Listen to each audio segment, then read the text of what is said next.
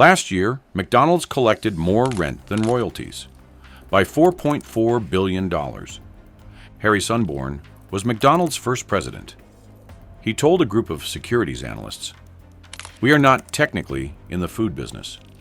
We are in the real estate business. The only reason we sell 15-cent hamburgers is because they are the greatest producer of revenue from which our tenants can pay us our rent."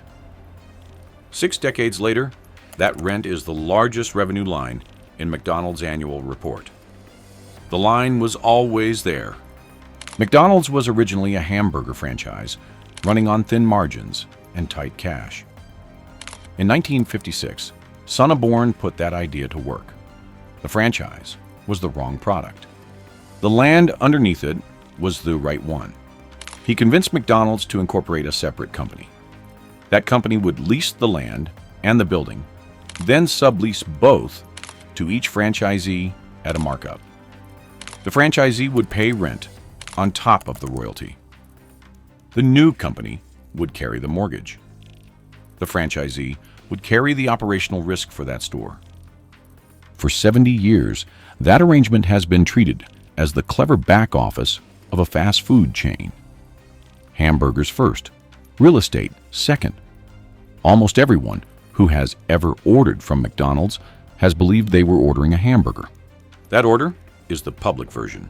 The version McDonald's files with the SEC reverses it. On the annual report, rent is not the back office. Rent is the largest line. On February 24, 2026, McDonald's filed its annual report on the 10-K with the SEC.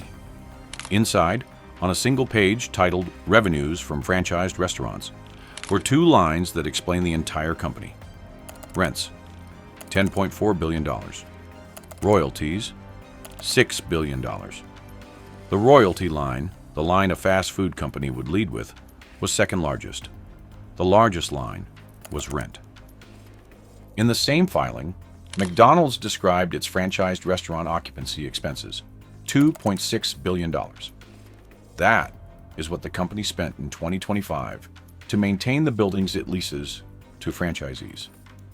Against that $2.6 billion in cost, the company collected $10.4 billion in rent.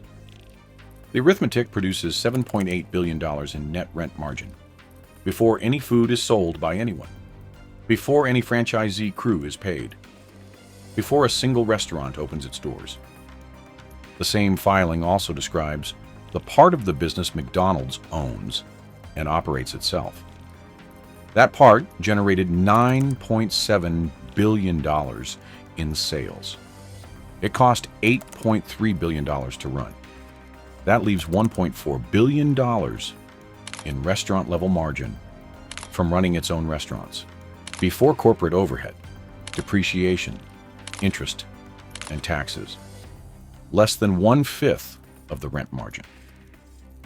In the opening pages of the same 10-K, the company writes, verbatim, "Ownership of real estate, combined with the co-investment by franchisees, enables it to achieve restaurant performance levels that are among the highest in the industry."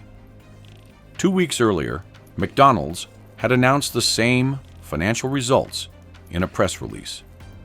The press release led with sales. The mechanism is 2 companies stapled together. One sells hamburgers across the counter. The other collects rent from the people behind it, because McDonald's owns the building, the parking lot, and the dirt beneath both. The first company writes the press releases. The second company writes the leases. The franchisee pays rent calculated as the higher of 2 numbers: a fixed monthly minimum, or a percentage of monthly gross sales, running from 8.5% to 15% or more. On top of that, the franchisee pays a 4% royalty. That royalty was raised to 5% for new restaurants in the United States, and Canada opened from January 2024 forward. It was the first royalty hike in nearly 30 years. On top of that, the franchisee pays advertising. On top of that, the franchisee directly pays property tax, insurance, and maintenance. Every month, that stack arrives in a single statement. The land beneath them is held by entities named McDonald's Real Estate Company and McDonald's International Property Company, both incorporated in Delaware. McDonald's USA, the operating subsidiary, alone has another 59 unlisted wholly owned subsidiaries, many of which operate one or more restaurants. The SEC requires only that significant subsidiaries be named. The rest, in the company's words, do not constitute significant subsidiaries. In the same filing, McDonald's states that as of December 31st, 2025, it owned approximately 56% of the land and approximately 80% of the buildings for restaurants in its consolidated markets. This is not coincidence. What comes next is the income statement and the people inside it. McDonald's reports the 3-year history on that same page. In 2023, rent was $9.8 billion and royalty was $5.5 billion. In 2024, $10 billion and $5.6 billion. In 2025, $10.4 billion and $6 billion. Rent was larger than royalty every year. By 2025, larger by $4.4 billion. Now the part of McDonald's that actually sells customers hamburgers. Company-owned restaurant sales in 2025, $9.7 billion. Operating expenses, $8.3 billion. That leaves $1.4 billion in restaurant-level margin before corporate overhead, approximately 15%. The franchised business, where McDonald's owns no kitchens, employs no cooks, and never serves a single customer. That business generated $13.9 billion in contribution margin on $16.5 billion in revenue before corporate overhead, approximately 84%. The same company, the same logo, more than 5 times the margin on the side that does not sell food. Then the balance sheet, property and equipment at cost, $49.3 billion. Of that, land alone accounts for $8.2 billion. Buildings on owned land add another $22.2 billion. Buildings on leased land add another $15.5 billion. Real estate, in total, is approximately 93% of every dollar McDonald's has ever invested in physical assets. Every figure here sits on the same filing, the same page, the same company. None of it is concealed. It is simply not the part McDonald's prints on the bag. McDonald's has never publicly explained why rent leads the income statement and food leads the marketing. In April 2020, with the country shut down and dining rooms closed, the National Owners Association, a group representing more than 1,000 franchisees, asked the company for rent relief.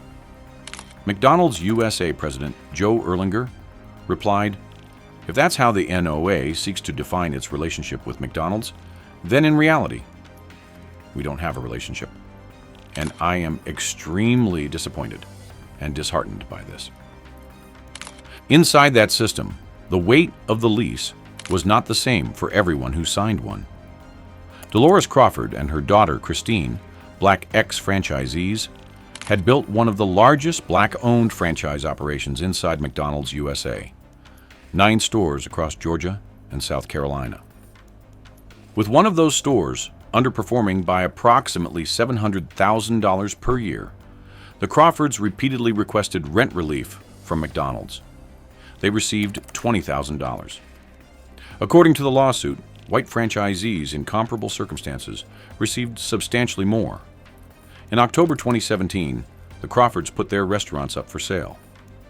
The Crawfords were not alone. In August 2020, 52 Black ex-franchisees filed Crawford versus McDonald's USA in the Northern District of Illinois. The case has since split into 2 dockets.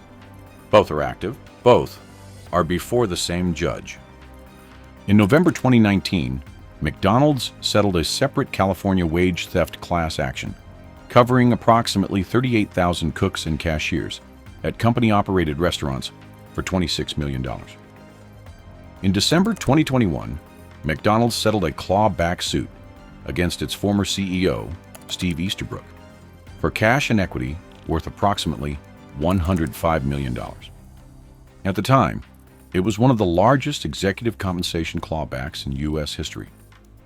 In fiscal year 2025, McDonald's returned $7.131 billion to shareholders through dividends and treasury stock purchases, $26 million to the cooks, $105 million back from the CEO, $7.131 billion to shareholders. Every empire has one. On a single page of McDonald's most recent annual report, the rent line, $10.4 billion, sits above the royalty line, larger by $4.4 billion. 6 decades earlier, McDonald's first president had told investors the same thing in plainer language. Not in the food business, in the real estate business. Next investigation. WeWork. The filing introduced a metric called Community Adjusted EBITDA. It explained the entire collapse. Read the filing, not the headline. Primary sources: